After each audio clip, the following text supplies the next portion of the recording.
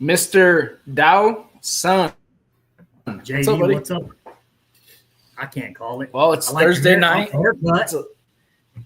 Hey, thanks, man. Fresh My barber dog. cleaned it up. Trying a little something different. I got hat hair still, so it might get better by tomorrow. Who knows? Oh, well, it's Thursday night. It's not Wednesday night like our usual. So, but I'm excited to talk to the top three from Bull Shoals. Um, hear what they did, how they did it. Because I did not do it, if you know what I'm saying.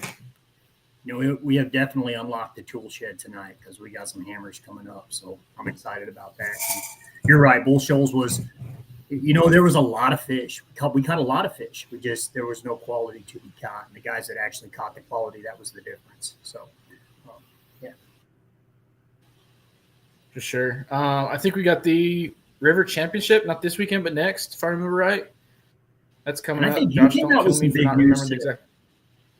And maybe this is the time to talk about it or not. I don't know that we have the time, but man, you were making some moves. You're making some moves, bro. I took over Missouri Bass Nation. Everything's it's all coming together. I'll get some news out either later this week, early next, and that way guys kind of know what's going on. But we're hoping to turn a corner and get as many people as possible to the Classic is the goal. So I'll talk about that. I'll probably get on that actual group. If you guys aren't in that group, I've listed it on Camo, MoYak, Western Kansas Kayak Anglers Club. So join the group. We'll add you.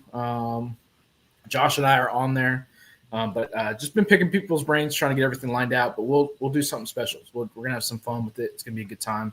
And I think once I get everything lined up, I think a billboard for that is people that want to tune in and talk about it. And what I'm noticing, and one thing you've talked to me about before, Jonathan, is your vision to be able to just send a lot of Missouri, to the Classic, to the championship. And your vision of lowering that entry fee and just being able to get as many people as possible. I've always thought, and I would still say, Lance Burris is probably going to bring it back to Missouri within the next 3 or 4 years. That's my prediction. But, man, if we get an opportunity to send – a lot of people up there, we have the opportunity to bring it back here. So, yeah, for sure, it'll be exciting. Looking forward to it. Like I said, I'm gonna hold my cards tight to my vest until we get everything lined up, set up, get everything fully transferred over, and do all that. But keep an eye on that stuff. I'll make sure and get on there and do some announcements and whatnots. But I think you guys are gonna like what we've got planned out. It's gonna be a lot of fun. I think it's gonna make it easy for a lot of anglers to get in and get going with it. So just kind of be ready for that. But enough about that. Let's get the trifecta, the Bull Shoals trifecta in here and talk to Mike these guys. Out of the vehicle. Mike, I am. Mike is out. He's down at Wilson looking at water clarity is what he's looking for. He don't let him lie to you. He smoked him today. Yeah, two within like the first 10 minutes.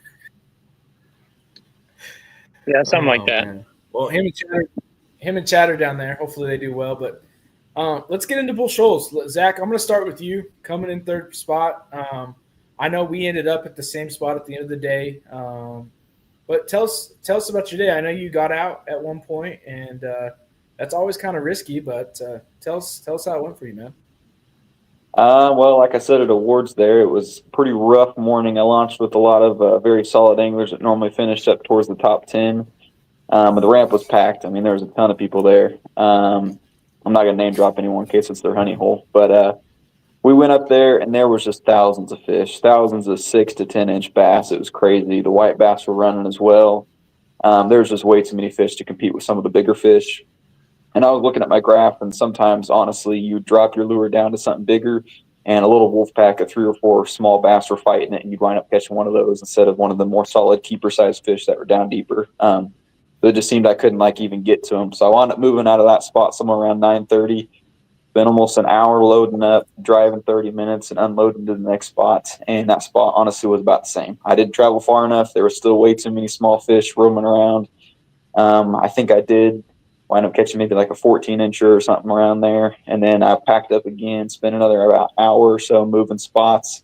And then this spot was like totally dead. There was no fish anywhere. Couldn't find anything. I did wind up catching that giant gar, which beat out Trey. I feel kind of bad for it. I'm not going to lie. That was a solid That striper. was a 1-year-old gar, bro. My striper was at least 4 or 5 years old. That was a solid gar, but I really thought I had a nice bass. I was running some bush ledges and weed lines, and it just crushed it. And I set the hook and it went running, and I got pretty excited, but then it started jumping like a tarpon, and I kind of saw it was a gar, and it kind of blew everything out. But I didn't catch anything or have any other bites except for like a 10.5-inch spot, and that wasn't going to call anything. So wound up moving for the third time, ended up with Dominguez there, and I finally got on some sort of pattern there. There's a certain dock that I fished my very, very first year in that cove, and I caught a full limit of keeper size fish off that dock, and I think I took like 6th my first year fishing there.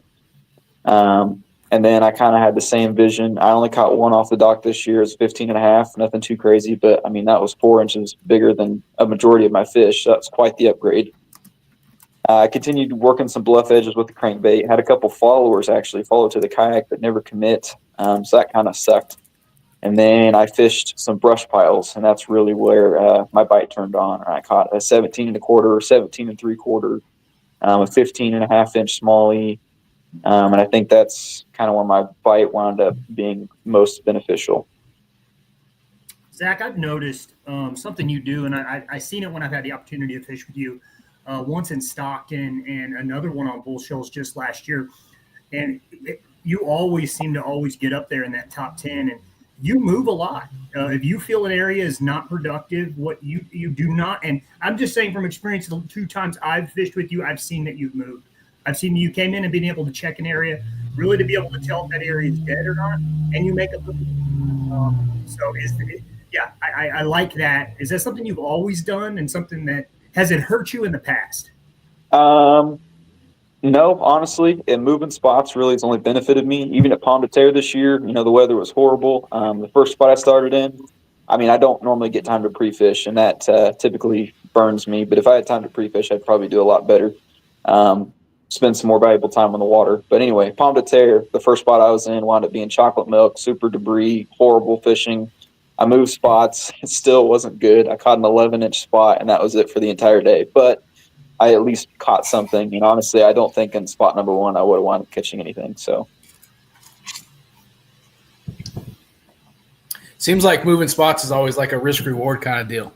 And a lot of it's, lake determined, kind of like Table Rock. It's, if you get in a section that's bad, it could be a long time to get out of that section. That's kind of like that. So, but yeah, Palmy and Stockton, those two, they'd be a great where you could almost fish both arms depending on where you launch and whatnot. But I've always felt like that moving stuff is like risk reward, and sometimes get stressed out about that too. It's tough not to do. Yeah, I mean, it's 50-50. I mean, you're just playing a gamble at that point. And honestly, I tried covering a lot of water until I found what seemed more productive and getting rid of all the dead water. And it's not so much that the dead water existed at Bull Shoals, because there wasn't a ton of dead water. Most of the places I was fishing were absolutely loaded, just not with the fish that I needed to catch. I mean, I could have had probably a 200 fish day if I just would have stuck it out and tied on some small crankbait, but yeah, we ended up at that same spot, and I was coming back to that creek, and I was like, I know there's brush piles in there. I'm going to go fish. I'm going to come around the point. I just caught a 15 off that deal with the glide bait, and I was fishing that, and I was like, I'm going to go hit those brush piles. And I kind of get close to actually with like seeing that you were over there, and I was like, dang, someone's already over there. And I was like, I don't know who it is, but I'm not going to go over there and mess with them. So yeah, you could have come on over. I don't bite. I just throw sinkers with treble hooks. That reminds me, we were fishing that dock. We were fishing that dock together last year, if you remember, when we were on the Shoals, and you went on that. You picked up some trash that I left, and I think you caught like a 17 off a dock that I just left. And I was like, oh my gosh, this dude is a monster. So, yeah. So are you going to tell us what soft plastics you were throwing? Yeah, sure. I mean, I do it all the time. It's just a jig, 3/8 ounce jig to a 1/2 ounce jig. And I just throw a rage crawl trailer. I won't tell you the colorway this time, but I plan on throwing it at Mark Twain. Mark Twain. Yep. So It's been pretty solid to me. The company I actually used to buy them went out of business, so they don't make them anymore. So I bought like 40 of them before they went out of business. So Nice, man. they're dwindling down. I lose about 1 to 2 a tournament, and some trees or brush somewhere. So Suicide casting. And you taught me that, right? yes, that is it. Now that doesn't work all the time. Really depends on the time of year, whether they're in the brush or just sitting around it. So. Zach, are you the youngest like member of MoYak? Like, do you feel like you're the youngest guy? I think so. I'm 23. I don't know if anyone's got 23 beat. How does that feel? Like, is it weird? Like, some of these dudes are old, man, and other of these guys are, not much older than me. Like, is it intimidating? Is it like, how does that make you feel? It feels good knowing that I can compete at this level, even though I don't have many years under my belt. But I mean, it's just a good environment overall to be in. So. I think Chad makes a good point when he says it, and I know you're one of the guys he talks about when he talks about that natural ability to be able to fish. Then you have kind of that learned experience, time on the water, but it seems like with you, it's something just instinctual, something you were born with, something you've always had. And dude, at 22, 23 years of age and getting better at every event, I'm excited to see. I think you're going to be way bigger than Missouri on a national level. I think that you're gonna absolutely cause some chaos. So. I appreciate hearing that. My goal is to save some money, maybe win some more events, then try something out. But at the moment, the life's just not there to travel the country to fish. That's cool, man. I'm excited for you. Last year, if I remember right, you won Rookie of the Year last year?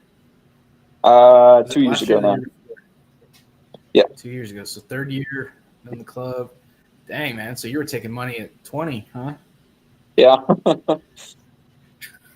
That was back when I was in the outlaw perception. And honestly, I think that was a little better fishing because I just slowed down and I had to fish my area. I was paddling everywhere. So once I upgraded to a motor, it was kind of a big switch for me. I felt like I unlocked a whole new brain of fishing. Like I could fish so many more different ways. So I think that set me back about a year. And I didn't quite finish as well as I would have liked to last year. But then this year, I kind of feel like I'm back on par and I've got things figured out a little better. Spent a lot more time on the water this year. That's awesome, man. Man, anyone you want to thank or shout out or anything like that, man? Well, I mean, obviously, I got to thank my wife for letting me go out on these weekends. I mean, I'm leaving her at home all the time, so been married 2 months now. I also want to thank my family because they offer a place to stay often. I mean, money's semi-tight. It's not super tight, but obviously whenever you're traveling and spending a bunch of gas money and then entering tournaments and everything, you don't always win. So most of the time, if you do win, honestly, you're breaking even unless you take that first couple spots. So I also want to thank Josh for running a great club. I want to thank you guys for giving me the chance to come up here and speak. So. Yeah, for sure, man. We appreciate you coming on here. Love hearing from you, and it's good to hear from the younger crowd. I think there's a lot of guys in here, and it's good to hear from you, and hopefully we see more people your age, younger guys. I know kayaking's kind of tough because there's some there's barrier to entry and all that stuff, but hopefully we can get more younger guys in it and make it thriving. Well, let's jump over to old Micah. Old Micah. He's the oldest of the three of the two. I got a comment here from Mike and Kristen Funderburg. Go, Micah, go. I'm assuming that's maybe your parents. Is that right? Yeah, my dad. Yeah. He says Micah's old. That's what he said. I got the white in the beard. But being old, Mikey, this MoYak and just tournament fishing in general, especially with kayak. This is a new kind of a newer venture for you, right? How long you been in it now? I started fishing these lakes 3 years ago, I think, or a little over 3 years ago. Got in a bass boat for the first time this spring. That's a whole story, but got stranded and had to get towed back. But advantages of a kayak, I guess. But yeah, I'm enjoying it. 3 or 4 years. Yeah, that's a Tell us, testament to anybody tell out us there about listening bull. that wants that. Thanks. Bull Shoals. Practice was really rough. I caught, the area that I was in, you could kind of just catch as many 8 to 12-inch spots as you wanted, just with a finesse jig or a drop shot. But you kind of had to fish deep for them, and I don't really fish deeper than like 10 or 12 feet, like ever. So my whole goal in pre-fishing was just to find a bite that's shallower than that. And I didn't find a bite shallower than that, and just kind of tied on some new stuff for tournament morning. And I did. The bait that ended up being the key for me was a Carolina rig on tournament day. I did catch a couple like 10 to 12 inchers in practice, but it wasn't like something I was leaning on for tournament day. It was just kind of like a plan C is kind of what I had it down as. But tournament morning, I ended up catching like 3 fish under 16, like between 15 and 16, like in the first hour, which I only caught 2 fish over 15 inches in pre-fishing. And so I was stoked, like felt really good about the morning. And they're all 3 on different baits: spinner bait, finesse jig, and a Carolina rig. And I just kind of was just junk fishing and went to a point that I caught a Carolina rig fish on and got like 15 fish over 15 inches off of it in like a 15-foot circle, basically. And it was like a mud point. Like the old shoreline, a lot of Bull Shoals has a lot of silt and stuff built up in the bushes. A lot of the bushes aren't really in the rock, at least on the part of the lake that I was in. And so it was just kind of like the opening to a mouth of a pocket that was flooded. And so I think as the water was receding, they were just kind of making their way back to the original point. And I caught pretty much all my fish on 2 separate points that set up the same way like that. Just there wasn't really any brush or anything. They were just sitting on mud. So not the typical Ozark way of catching bass.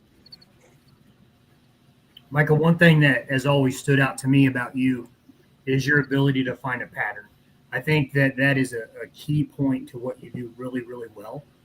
I think it's kind of maybe just how your brain is wired to be able to do that, where a lot of people, especially in a kayak, are just out junk fishing.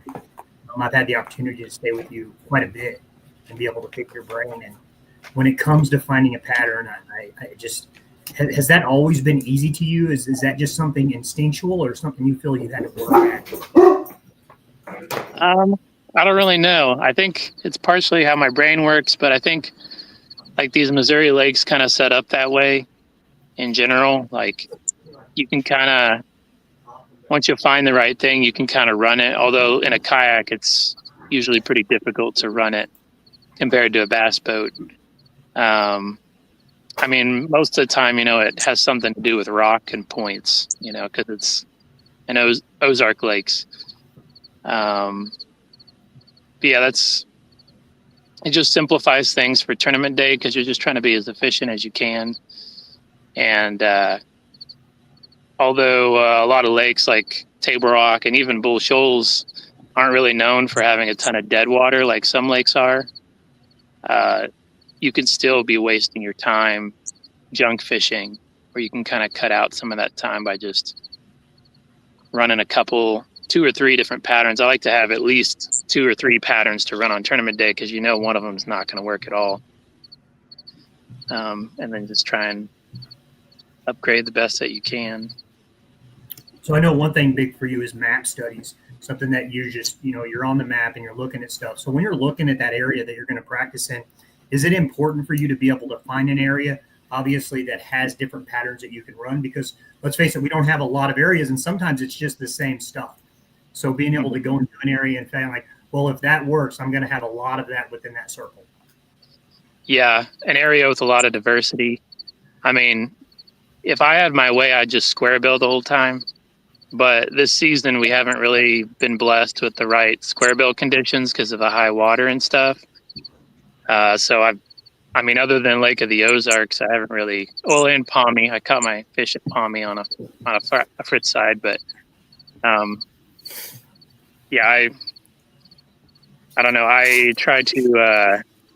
I lost my train of thought. Oh, diversity, yeah. Weren't you doing that? Weren't you doing that at Bull Shoals too? Weren't you throwing a square bill in some of the bushes at Bull Shoals, or excuse me, trimming? No, I don't think so. I think I was catching mine at Truman on a wacky. That's it. I remember. Yeah. I can't remember if I had a square bill and catching them or not, but I'm pretty sure I was catching them on a wacky. I did catch someone on like a DT16, but they didn't help me. But like something, me and Zach have talked about this before, and it's not exactly like common knowledge, but it's something that's easy tool for like tournament morning. Like you can pre-fish and like kind of get patterns down-ish, and then tournament morning comes whether the conditions are the same or they're different. You're going to have to make gut decisions in the moment on tournament morning. And so one way that I help myself with that is I try to usually start in a pocket. And I usually specifically pick a pocket that's got diversity in it and it's not very big. And so I can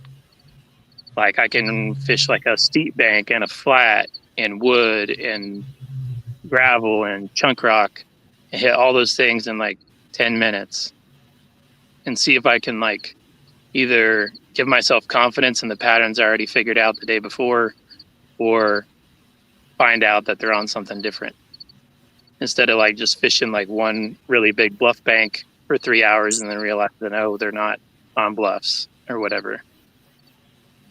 That's good info right there. But don't be in my pocket on tournament morning, no. Yeah. That's the difference between a good angler and a good angler, Micah. Yeah. Micah, Coakley crashed at my place the day before the Taney 20, and we're sitting in the garage and we're watching TV, and we're looking up your videos, and we're looking up Zach's videos on Taney because you guys spend a lot of time out there and do the winter series and all that stuff. And, you know, we're sitting here watching these videos and I'm not playing. We're sitting here watching them. We're just, you know, seeing what the guys are up to at Taney, you know. And I found an old video of you throwing some discs around at on some competition stuff, man. And it seemed like you were pretty competitive in that stuff too. Yeah, that was my competitive itch before kayaking. I did disc golf tournaments. I actually had several at the Forsyth disc golf course over by the Forsyth Dam there. But yeah, I did that for like 7 years, I think, and ultimately kind of got burnt out on it because I had a Happy Gilmore problem. I could do a lot of things really well, but I just couldn't make putts consistently, and it ate at me for a while, and eventually just quit disc golf cold turkey. So, hoping to not do the same in kayak fishing. Well, you're making the putts, buddy. Yeah, that would be. You are making. Yeah, well, I've lost at least one 17-incher at every event this year, and so if I can get that, you know, taken care of, then those are the putts that I'm missing right now. Well, you and Spencer, you guys got something to prove, and you guys are proving it. So, really excited about that. You guys, you know, won Bull Shoals on the team side, doing pretty well. That's exciting for you. Spencer's a good kid. Oh yeah, it's not a done deal yet. It's still. We've worked out all the points. There's still. It's a lot closer than it might look right now. Because we guys are still doing it. Huh? You guys are still doing it. It's yeah. You know, it's exciting for. I mean, for you guys to Still be proving together. I know you're all you guys are all points and figuring that out, but a lot could happen too. We'll try. Mark Twain, neither of us have been there before. A lot of us, a lot of MoYak hasn't been there before, and heard it has a lot of dead water, so guess we'll figure that part out. It does. Micah, anyone you want to say thank you to or shout out or anything like that, man? Probably my wife and family for allowing me to go out and do this stuff, even though it takes up time. I mean, I work on houses, like flipping and renting and stuff, and I'm in between houses right now, so I have plenty of time for pre-fishing, but that's also time away from them. So them being understanding of that, and I guess thanks you guys for this stream, and Josh for MoYak and All American. It's probably the last year for All American. As you can see, I'm at Wilson Lake. Probably can't tell what lake it is, but it's like north central Kansas. Got a lot of smallmouth and largemouth. It's probably the last year for All American, is what I've heard. So it's just this event and then lacrosse, which is my favorite fishery. So that's what we'll be ending it on in about a month. But looking forward to that. I'll be launching Nice, with man. you at lacrosse. We can do it together since it's the last one. Like, I don't see why. It's not a big deal, right, bro? Are you going to? Well, I know where you usually go. I am going. I think I'm going to stay in that same area. I'm not going to come up there. Okay. Well, if you want to join me in Goose Island, let me know. Damn, he put it out there. He just said it right on the show. We could launch at Goose Island and fish like 2 days there and never see each other. It's just a huge maze. That's what makes you a stand-up dude, Micah. You know what? I might go to Goose Island. It's fun. It's like, it's a huge maze, like marsh thing. It's unlike anything else I've ever fished before, but I feel like I have an okay grasp on it for being an out-of-towner, and it's for being a previously all spinning rod guy, fishing in the grass and the pads and all that stuff is pretty enjoyable to me. Awesome. Thanks, Micah. Yeah. Went from don't start in my pocket to here's where I'm fishing. Yeah.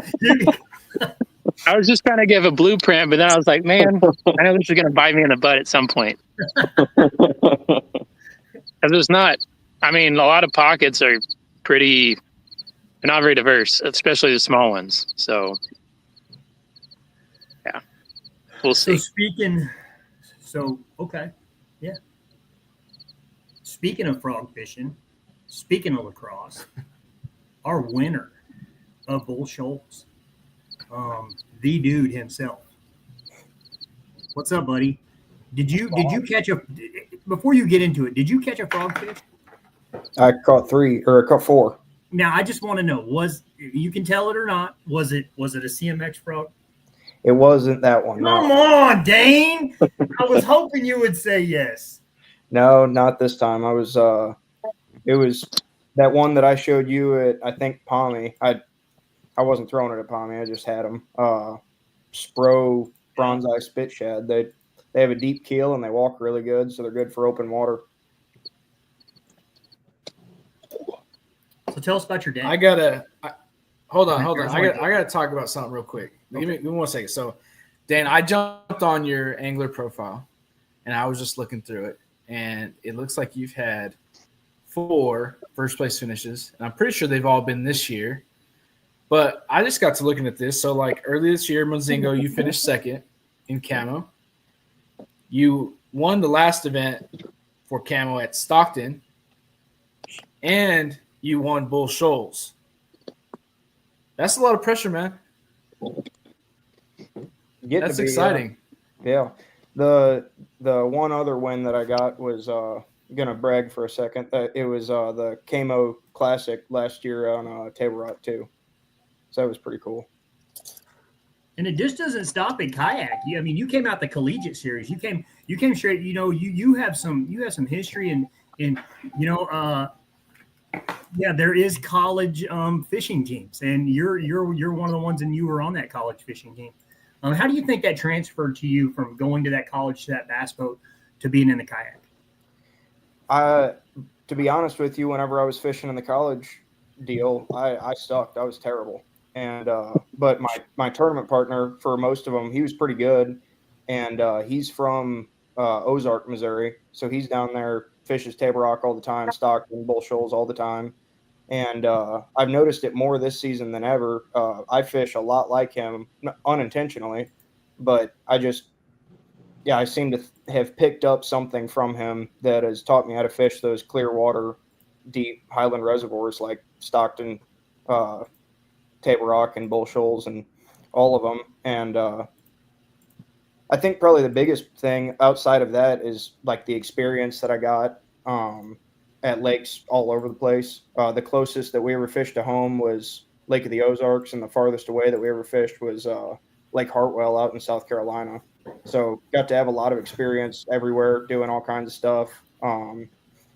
Got to fish a lot of the Tennessee River lakes, which translate pretty well in my experience to these Ozark lakes.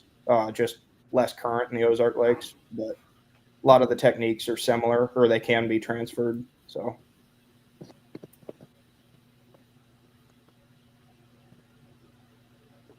So, man, jump into it. Tell us about Bull Shoals. Sounds like you had some frogfish, and what else you had going on throughout the day, man? Yeah, started the morning, forgot my identifier, and didn't have service to load it in. So I jumped in my car and dropped my trailer and drove up to the top of the ridge that I was at to get service, to get it rode on my hand at least.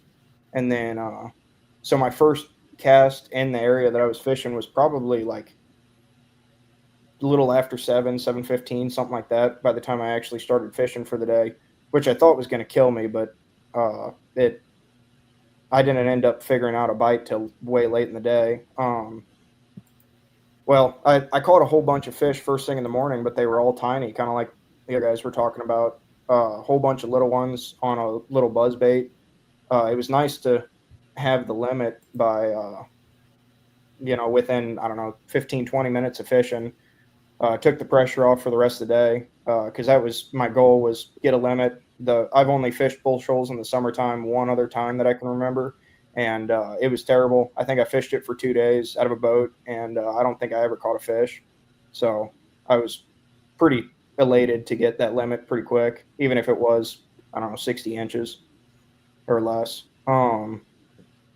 But yeah, I threw the buzz bait around in a pocket. I started in a pocket just like Micah was talking about. And I thought it was bass blowing up around me, which is how I found them at Stockton too. So I thought I was going to get on them with a walking bait, but it was just gar. Pretty disappointing. But yeah, I fished out with a buzz bait through there, and only got one that was like around 14 something in there, and decided to go and crank a bluff wall. Caught a bunch of real little ones on a crankbait, and then at some point I was hearing banging going on around my car, and I was in like kind of a not great looking area. So I went and pedaled over to my car real quick, and nothing was going on. I think it was somebody just up the road. And I decided to hop out and go grab a chatterbait that I forgot, a bladed jig, and went and jumped back in the kayak and put it on. And like second cast at a brush pile that I saw on the way in, caught a 15 and a half, I think it was. Pretty well first thing in the day, or first thing jumping back in the water, excuse me. And then caught quite a few more out of them same brush piles. There was, 3 or 4 of them. I guess they weren't really brush piles. They were just bushes that were deeper than the rest of them. They were bushes that were like along the old shoreline. So they were 10 foot underwater now. And I caught, quite a few out of there, but only one that helped. It was at 15 and a half. And after that, I just covered a lot of water with that bladed jig. I think the farthest I got from the ramp was about 2.5 miles. And it was all the way out there that I got my second, like, decent one on that bladed jig. I saw like a shad flipping. Well, this was the same whenever I got keyed in on that frog bite too. I was hearing popping in the bushes in this pocket, and I thought I should tie on a frog, but the only rod that I had with me was that I felt comfortable throwing a frog on was a big worm rod, and I wasn't ready to give up on dragging for a big bite yet, so I didn't tie it on yet. But I saw a shed flipping, and then I saw a big wake behind it, and so I tossed that bladed jig in there and just 2 cranks and got a 15-inch spot, which was my smallest fish and the final 5. But that was the second one, and then I covered a lot more water again, and then doubled back on myself. I think I ended up going like 9.5 miles all day, but I just circled around on myself a lot, going back to where the fish seemed to be concentrated and just looking for a bigger one.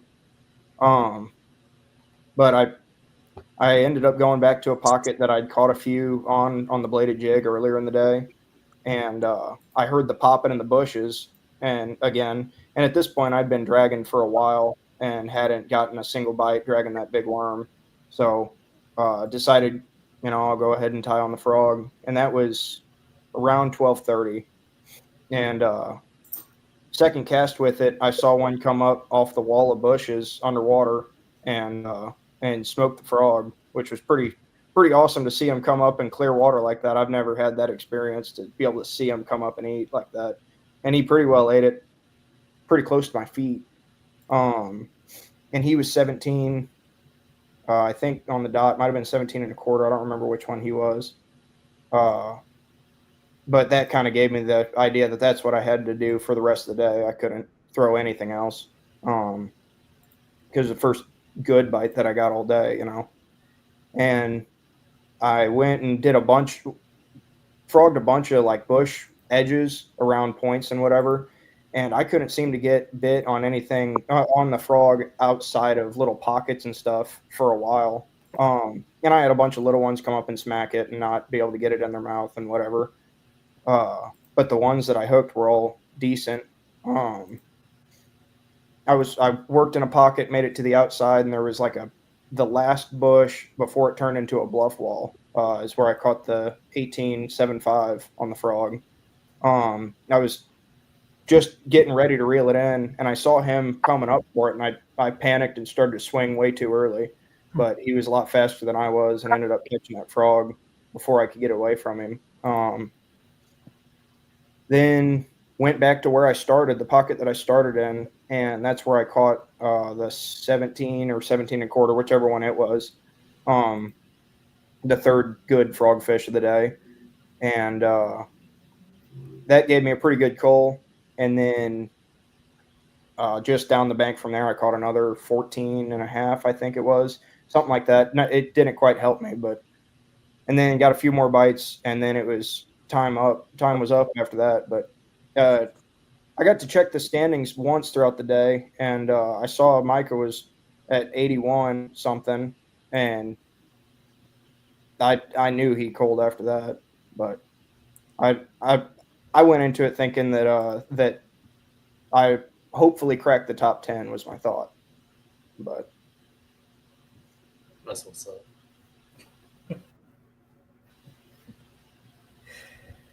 Dan, are you coming to Mark Twain? I'll be there. I hate that lake. Yeah, it should be an interesting one. It looks like gonna a be big a lake. What's that? Yeah.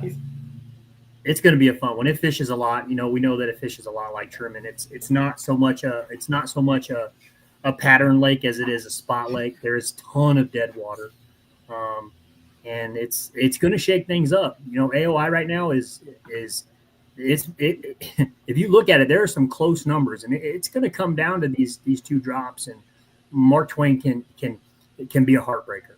It's going to really show some skill. And it could turn that board upside down. Yeah, I think I've fished 3 or 4 bass boat tournaments there, and I've only ever weighed one keeper. So it's not been kind to me. Wow. Dane, anybody you want to say thanks or shout out to or anything like that, man? Yeah, my girlfriend for having the patience to let me go on these, because I've been fishing both camo and MoYak this year, and it's my first year doing both of them, and so I'm gone a lot. She never has a complaint about it as long as I help out whenever I'm here, you know. And then of course I caught just about everything other than those 4 frogfish on one of 2 baits from LS Lures. They've been like the main people that have helped me out for as long as I've been trying to do this. They started helping me out in the college series because the guy who started it was a guy that fished for the Huskers, and we would stay at hotel rooms together, just to cut down on costs for both teams. But they make the bladed jig and the buzz bait that I was throwing, and can't thank them enough because they helped me out a lot. So, Dane, it looks like you and Ryland are in contention for Rookie of the Year. I know Ryland's a couple spots behind you. Looks like he missed one event. I wonder if he's going to Mark Twain, but it looks like it's between you two. You guys are pretty significantly far from all the other rookies, and that's a good event to win. I always give Joe Hayes a hard time because my first year he edged me out and he beat me fair and square, and I'll always remember that. So that first year is always fun.